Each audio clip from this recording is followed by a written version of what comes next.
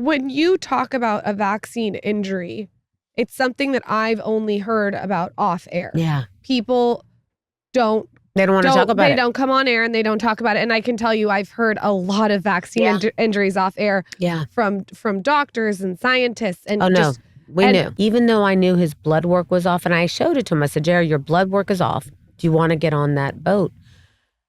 Do you want to go to Jen and Ben's? I don't know if we should. To bring Jared home, it took David and Victoria Beckham got involved. They had to call people who spoke who would speak English and help translate for me. To get his body back? Yeah, they weren't going to let me take him home. Croatia. We were in Croatia, and they were like, you can't bring him home. I was like, you don't understand.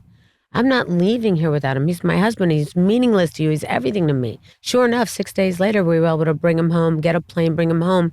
And when we got there, they would try to tell me he wasn't going to fit on the plane. I said, listen, we're going to take him out, and he's going to lay right beside me. We're going to take that journey together. Oh, and I did that to bring him home because I wasn't going to leave him there. When we landed, it was like 4 a.m, and I knew that the press was at a different airport. And I said, I'm not going to get him up. We're going to reroute. Took him off the plane. The next morning, I heard people in the kitchen. I had not slept. It's like 2 hours. I got in rest. Hadn't slept this whole week. And I went downstairs and I heard everybody whispering. I said, why are you guys whispering? What is going on? Said the funeral home called and said that JR was deteriorating. I said, well, that's impossible. The ambassador made sure that I embalmed JR because they weren't going to, it's the law to bring a body into the United States. You have to embalm them to bring them home. And I did. And I paid for it and they did it.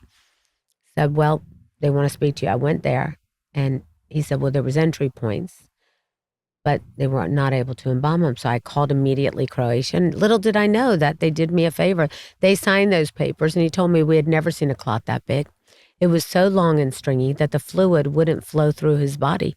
And we've only seen that from the United States vaccine. So he thought the booster worked. Or maybe he got it and just never had any symptoms, or who knows. But yeah, I mean, it's frustrating that so many people are finding out about these things after the fact. And it's even more infuriating and frustrating that there was this pressure during that time to not raise hands and ask questions. And